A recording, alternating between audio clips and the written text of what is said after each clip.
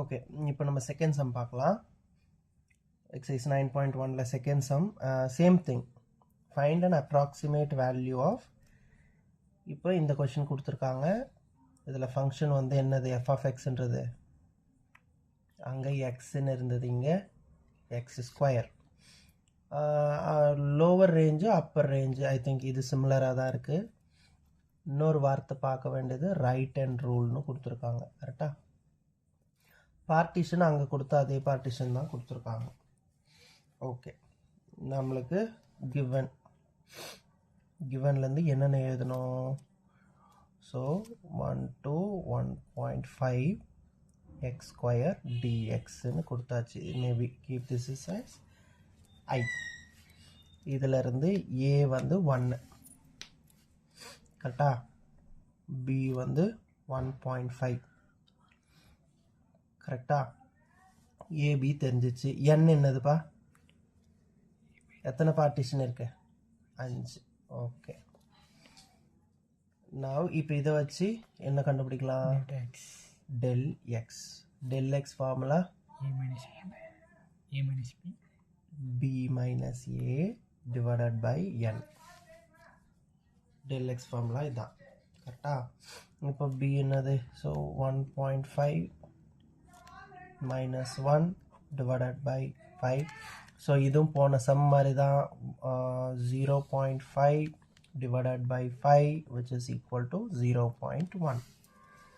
del x கண்டுபிடிச்சாச்சா, சூப்பரா.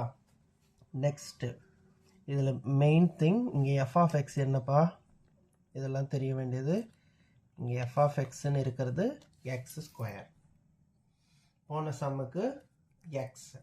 இது எங்கே ரோல் ப்ளே பண்ணணுன்னு நான் சொல்கிறேன். ஸோ இப்போ ஓகே, நம்ம அதே இதை வச்சுப்போம். Integration or integration 1 to 1.5 x square டிஎக்ஸ்ன்னு இருக்கா, விச் இஸ் ஈக்குவல் டு. இப்போ இதுக்கு வந்து ரைட் அண்ட் ரூலுக்கு நம்ம பார்ட்டிஷன்ஸ் பார்த்துருவோம். டைரெக்டாக சம்முக்கு போகிறதுக்கு முன்னாடி பார்ட்டிஷன் எப்படி பண்ணுவோம்,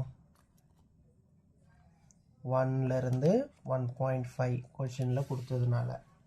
இதுக்கு நடுவில் என்னென்ன பார்ட்டிஷன் இருக்குது, 1.1, 1.2, 1.3, 1.4, 1.5. இங்கே டிஸ்டன்ஸ் அதிகமாக இருக்குன்றதுக்காக இது கிடையாது, நான் எழுதியிருக்கிறதுனால நான் இந்த மாதிரி எழுதியிருக்கேன். ஓகேவா. ஸோ இதுதான் இதுக்குள்ள பார்ட்டிஷன். இது ரைட் ஹேண்ட் ரூல். ஆக்சுவலி என் வந்து 5 தான். ஸோ 5 பார்ட்டிஷன் தான் எடுக்கணும். அப்போ ரைட் ஹேண்ட் ரூல்னால் இந்த பக்கத்துலேருந்து இது இது இது இது இது இவ்வளோ தான் எடுக்கணும், 1 விட்டுறணும். ஸோ அப்போ இங்கே இப்போ போடுங்க பார்ப்போம். இங்கே f of 1.1 plus f of 1.2 plus f of 1.3 plus f of 1.4 plus f of 1.5 into என்ன பண்ணுவோம், del x.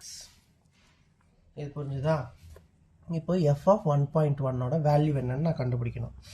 இதுக்கு வேல்யூக்கு தான் இந்த ஃபார்முலா யூஸ் பண்ணுவோம். போன சம்மில் எஃப் ஆஃப் எக்ஸ் எக்ஸ்ன்னு இருந்தது, அதனால் என்ன பண்ணோம், இது உள்ள என்ன வேல்யூ இருக்கோ அதை அப்படியே போட்டுட்டு நம்ம ஆட் பண்ணி இன்டூ டெல் எக்ஸ் பண்ணிட்டோம். இப்போ இங்கே எஃப் ஆஃப் எக்ஸுக்கு பதிலாக எக்ஸ் ஸ்கொயர், எஃப் ஆஃப் எக்ஸுக்கு பதிலாக எக்ஸ் ஸ்கொயர் இருக்குது. அப்போது எஃப் ஆஃப், இப்போ இது எப்படி எழுதலாம் சொல்லு பார்ப்போம். இப்போது எஃப் ஆஃப் 1.1 எப்படி எழுதலாம், 1.1 ஹோல் ஸ்கொயர். அதுதானே இந்த அர்த்தம், புரியுதா இல்லையா. இப்போ 1.1 ஹோல் ஸ்கொயர் பண்ணால் என்ன வரும், ஜஸ்ட் 11 சார்.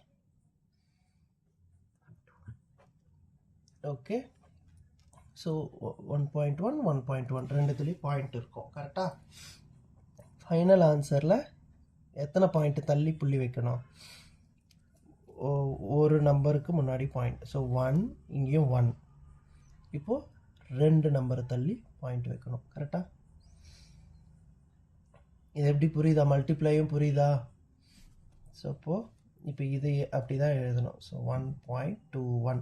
இப்போ இந்த எஃப் ஆஃப் 1.1 எப்படி 1.21 மார்ச்சுன்னு புரியுதா, ஷோரா. நெக்ஸ்ட்டு அதே மாதிரி இப்போது 1.2 அப்படின்றது திருப்பி பண்ணிங்கன்னா ஸோ இட் மீன்ஸ் 12 ஸ்கொயர்னு வச்சுக்கோங்களேன். 12 ஸ்கொயர்னால் 144. அதே மாதிரி ஆஸ் யூஷுவல் 2 டிஜிட் தள்ளி புள்ளி வச்சுன்னா 1.44. கரெக்டா?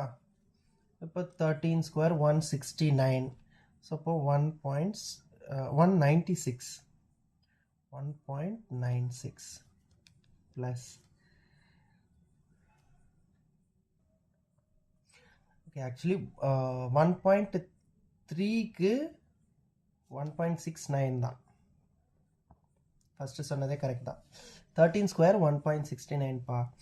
14 ஸ்கொயர் தான் 196. ஸோ அதனால் 2 பாயிண்ட் தள்ளி பாயிண்ட் வைக்கிறதுனால 1.96. 15 ஸ்கொயர் ஸோ இது வந்து 225ன்னு வரும். ஸோ 2 புள்ளி தள்ளி வைக்கிறதுனால 2.25. இந்த வேல்யூஸ் வரைக்கும் எப்படி வருதுன்னு எதுனா ஐடியா இருக்கா இல்லையா? இதுதான் இம்பார்ட்டன்ட்.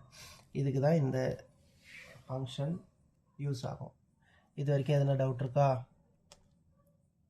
ஷோர். இது எல்லாத்தையும் ஆட் பண்ணுவோமா? 1.21 1.44 1.96 1.69 2.25. இது எல்லாத்தையும் ஆட் பண்ணிங்கன்னா 4 5 11 16 16 5 4 5 6 7 8 17 19 25 8.55 8.55 into 0.1 which is இது 0.1னால இது ஒன்று இந்த சைடு தள்ளி வந்துடும். அப்போ 0.855 இதுதான் நம்மளோட ஐ. Any doubt?